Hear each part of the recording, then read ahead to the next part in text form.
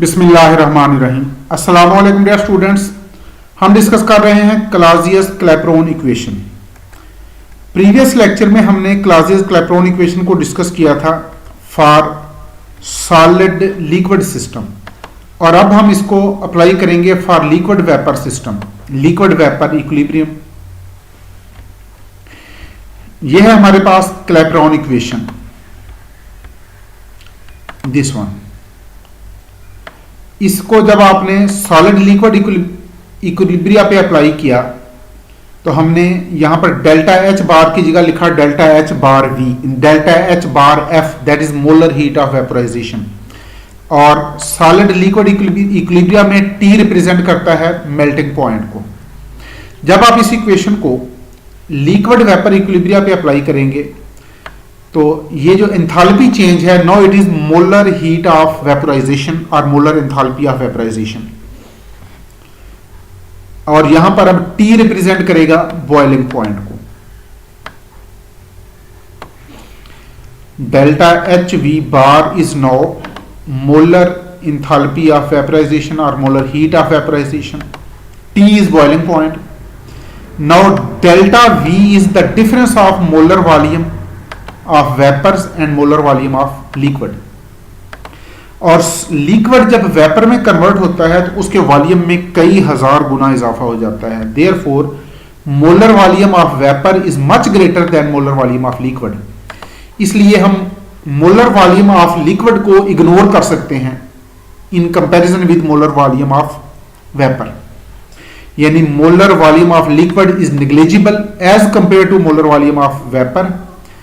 Therefore, ये जो difference है it is actually equal to molar volume of vapour, और इसको अब हम सिर्फ V से रिप्रेजेंट करेंगे। अब इक्वेशन 6 में हम डेल्टा V बार की जगह सिर्फ V लिखेंगे, और V रिप्रेजेंट करेगा मोलर वॉल्यूम ऑफ वेपर्स को। तो यहां पर ये वैल्यू हमने पुट कर दी। This is equation 6a। Now according to ideal gas equation for 1 mole of gas, PV is equal to RT।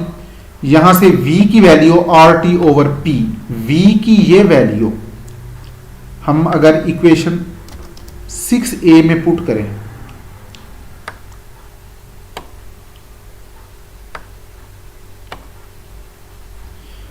Put value of V in equation 6a,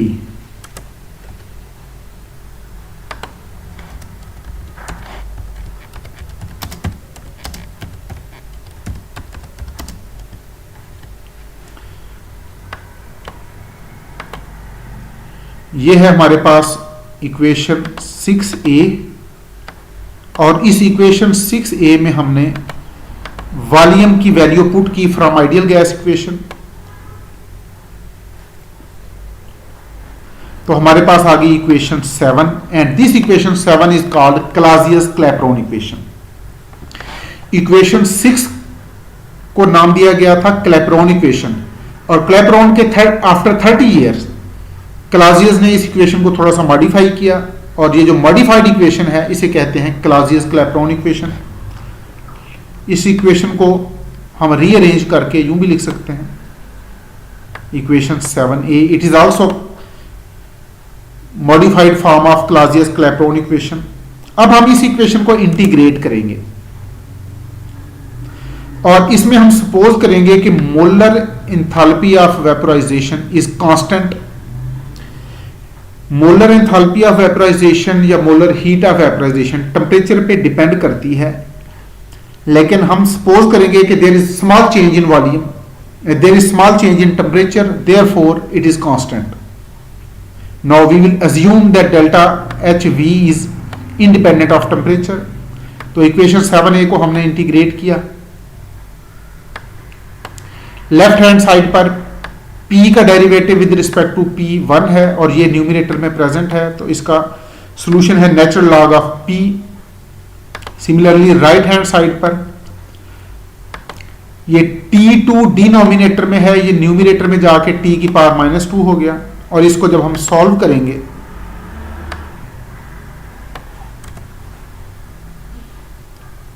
तो इसकी एक्सपोनेंट में +1 कर दिया और इसी एक्सपोनेंट से इसको डिवाइड कर दिया।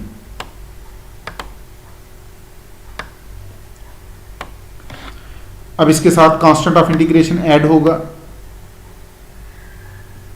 इस इक्वेशन को अगर सॉल्व किया जाए तो फाइनली हमारे पास ये इस फॉर्म में आती है। This is equation 8। It mean अगर आपके पास लिक्विड के वेपर प्रेशर की वैल्यूज डिफरेंट टेम्परेचर पे हों तो हम molar enthalpy of vaporization find कर सकते हैं। Equation 8 is equation of straight line.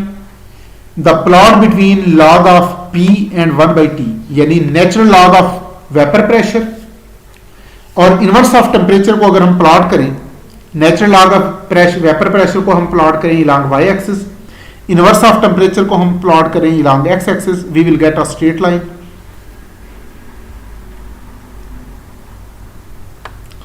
और इस स्ट्रेट लाइन के स्लोप से, इस स्ट्रेट लाइन का स्लोप इस वैल्यू के इक्वल है और यहां से हम डेल्टा एच वी की वैल्यू फाइंड करेंगे। और डेल्टा एच वी की value it is equal to -r multiplied by slope. और इसके इंटरसेप्ट से हम कांस्टेंट ऑफ इंटीग्रेशन की वैल्यू फाइंड कर लेंगे। ये देखें, ये प्लॉट है। नेचुरल लॉग P की वैल्यू हमने रखी y एक्सिस पर, टेम्परेचर इनवर्स की वैल्यू रखी x एक्सिस पर। इस स्ट्रेट लाइन के स्लोप से हम मोलर एंथैल्पी ऑफ वेपराइजेशन की वैल्यू फाइंड करेंगे और इसके इंटरसेप्ट से कांस्टेंट ऑफ इंटीग्रेशन की वैल्यू फाइंड करेंगे। इसी इक्वेशन को रीअरेंज करके हम यूं भी लिख सकते हैं, यानी अगर हम r की वैल्यू को, ये देखें, यहां से r को अगर हम लेफ्ट हैंड साइड से राइट हैंड साइड पर ले आए तो भी ये इक्वेशन ऑफ स्ट्रेट लाइन ही रहेगी। This equation is also equation of straight line. अब हम प्लॉट करेंगे r multiplied by log of P, इसकी वैल्यू को y एक्सिस पर प्लॉट करेंगे, टेम्परेचर इनवर्स की वैल्यू को x एक्सिस पर प्लॉट करेंगे and again we will get a straight line. और इस स्ट्रेट लाइन के स्लोप से हम एंथैल्पी या मोलर एंथैल्पी ऑफ वेपराइजेशन की वैल्यू फाइंड करेंगे। इसी इक्वेशन को यानी कि क्लासियस-क्लैपेरॉन इक्वेशन को हम और ज्यादा यूजफुल बना सकते हैं अगर हम इक्वेशन 7a को इंटीग्रेट कर लें विद इन लिमिट्स। ये इक्वेशन 7a है, पहले हमने इसे विदाउट लिमिट्स इंटीग्रेट किया, अब हम इसे इंटीग्रेट करेंगे विद इन लिमिट्स। ये प्रेशर की इनिशियल और फाइनल लिमिट्स के अलॉन्ग हमने इसको लेफ्ट हैंड साइड को इंटीग्रेट किया और राइट हैंड साइड को हमने टेम्परेचर की इनिशियल और फाइनल लिमिट्स में इंटीग्रेट किया। अब ये उसी तरीके से इंटीग्रेशन होगी। लेफ्ट हैंड साइड पर हमारे पास नेचुरल लॉग ऑफ P और राइट हैंड साइड पर 1/T, और इसके बाद हम इस पर लिमिट्स अप्लाई करेंगे। लेफ्ट हैंड साइड पर हमने प्रेशर की फाइनल वैल्यू माइनस प्रेशर की इनिशियल वैल्यू, और राइट हैंड साइड पर हम टेम्परेचर की इनिशियल और फाइनल वैल्यूज अप्लाई करेंगे। अब ये इक्वेशन हमारे पास इस फॉर्म में आएगी।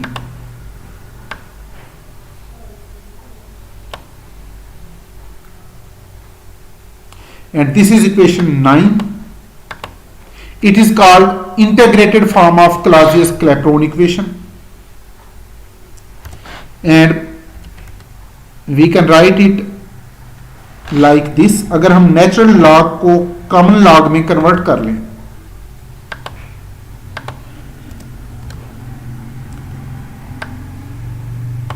तो हम यहां पर नेचुरल लॉग की जगह लॉग लिखेंगे और राइट हैंड साइड को 2.303 से डिवाइड कर लेंगे।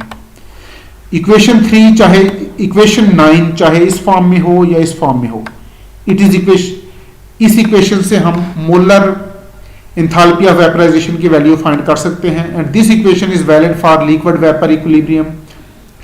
वेपराइजेशन के केस में ये इक्वेशन लिक्विड वेपर इक्विलिब्रियम पे अप्लाई हो जाएगी। सब्लिमेशन के केस में ये इक्वेशन सॉलिड वेपर इक्विलिब्रियम पे अप्लाई हो जाएगी। अलबत्ता सब्लिमेशन के केस में हम मोलर हीट ऑफ वेपराइजेशन की जगह मोलर हीट ऑफ सब्लिमेशन लिखेंगे। In case of sublimation, we will replace delta H bar V with delta H bar S. इस इक्वेशन की यानी क्लाजियस-क्लैपेरॉन इक्वेशन की सिग्निफिकेंस क्या है? देखें इस इक्वेशन में कितने पैरामीटर हैं? Vapour pressure at initial state, vapour pressure eight final state, temperature at initial state, temperature at final state and molar heat of vaporisation. इसमें 5 पैरामीटर इन्वॉल्व हैं। इन 5 में से 4 की वैल्यू अगर नोन हो तो हम 5वें की कैलकुलेट कर सकते हैं। If vapour pressure of liquid और solid is known at one temperature, we can find vapour pressure at other temperature. And if boiling point of liquid or melting point of solid is known at any value of external pressure, we can find boiling point or melting point at some other value of external pressure. यानी अगर हमें बताया जाए कि 1 atmospheric pressure पे boiling point 100 degree centigrade है, तो 2 atmospheric pressure पे बॉइलिंग पॉइंट कितना होगा, तो हम इस इक्वेशन से फाइंड कर लेंगे। शर्त यह है कि हमें मोलर हीट ऑफ वेपोराइजेशन की वैल्यू गिवन हो। सिमिलरली अगर हमारे पास 2 डिफरेंट टेम्परेचर पे वेपर प्रेशर ऑफ लिक्विड की वैल्यू हमें गिवन हो तो हम molar heat of vaporisation find कर सकते हैं। और अगर हमें 2 डिफरेंट टेम्परेचर पे लिक्विड सॉलिड के बारे में यही इंफॉर्मेशन गिवन हो, अगर हमें 2 डिफरेंट टेम्परेचर पे सॉलिड का वेपर प्रेशर गिवन हो तो हम सॉलिड की molar heat of sublimation find कर सकते हैं।